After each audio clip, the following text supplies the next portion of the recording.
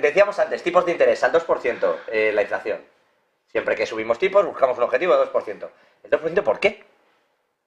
La referencia pasada que existía. En esa época de moderación de una década y media, pues ese objetivo de inflación en función de... Sí, pero absolutamente arbitrario. Pues sí, relativamente también estaba relacionado en cierta manera al potencial que pudiese existir y tal, pero con los cambios estructurales que ha habido en los últimos 10 años, con estos efectos sobre la inflación de largo plazo que pueden surgir a raíz de la transición, los efectos de del propio señoriaje que se ha hecho en términos fiscales a lo largo del tiempo, etcétera, etcétera, yo creo que ese objetivo del 2% va a cambiar, está claro. Va a cambiar, ¿eh? Sí, va a cambiar. Yo creo que en largo plazo tendrá que alterarse a más alto. ¿Y lo van a cambiar cuándo? ¿A dónde creéis que No lo van a inmediatamente, llevar? pero yo creo que no es sostenible. O por lo menos va a ser más flexible.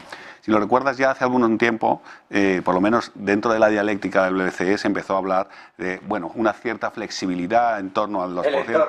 El entorno del 2%. Yo creo que eso va a cuajar y va a ser el discurso global, flexibilizar en torno a la inflación, que yo creo que hace contrapeso también para el tema de la estabilidad financiera y dejar un poco la mano abierta a ese tipo de cosas. También los mandatos yo creo que también cambiarán en muchos bancos centrales a más flexibilidad. Esa es mi impresión. Pero fíjate, Gonzalo, que cuando se hablaba de esa flexibilidad era porque antes era 2% o menos, ¿no? Y Claro, como hemos vivido una época de recesión, dijimos, esto no es bueno, ¿no?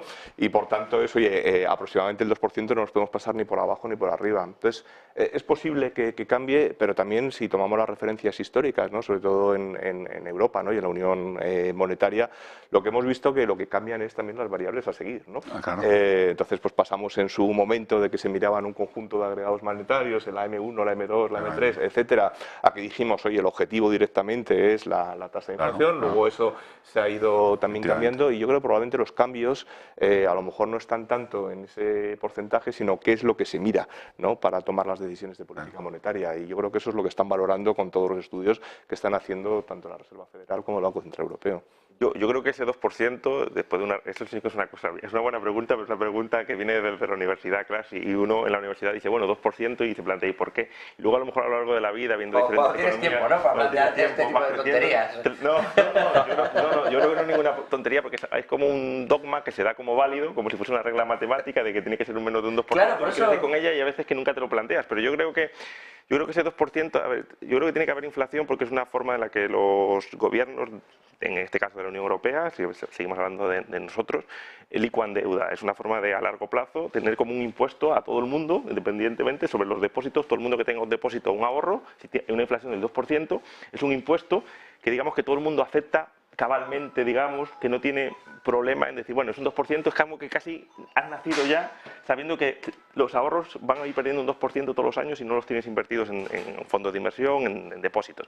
Y con eso todo el mundo, digamos, que está a gusto y no se revela y lo puede pasar, tolerar. El problema si fuera un objetivo de inflación del 16%. Claro, si fuese un objetivo de inflación, o como tenemos ahora del 12 o del 10, o como hemos tenido, o del 8, o en algunos países europeos del 15, pues ahí, si fuese permanente, es que no te da. Claro, primero que no te da, segundo que crea muchísimas... Porque para mí la idea, a lo mejor una inflación del 0% no sería descabellado. Lo que pasa es que ahí perderían los estados mucha recaudación a través de este impuesto silencioso que es la inflación. Pero para mí tan importante como tener, digamos, una tasa, lo es la volatilidad de la inflación. Para mí, a lo mejor es mejor tener un 3% o un objetivo del 3,5%, pero siempre un 3,5, 3,5, 4, 3, que no hay una inflación, que el problema es cuando se descontrola, porque la inflación luego influye en las expectativas y inflaciones altas generan inflaciones altas. Lo estamos viendo ahora en tiempo real, como pues, hay inflación de salarios, hay inflación alta, pues te suben el teléfono justo la inflación, te suben las intentas compensar la presión inflacionaria. Claro.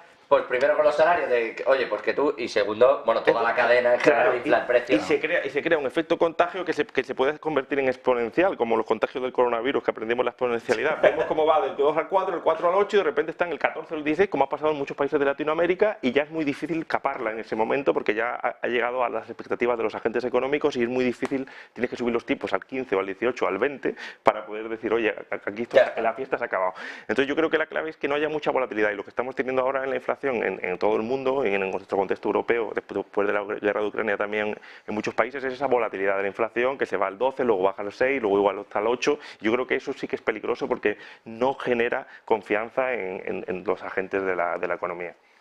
Os pregunto, ya que estamos metiéndonos justo en esto de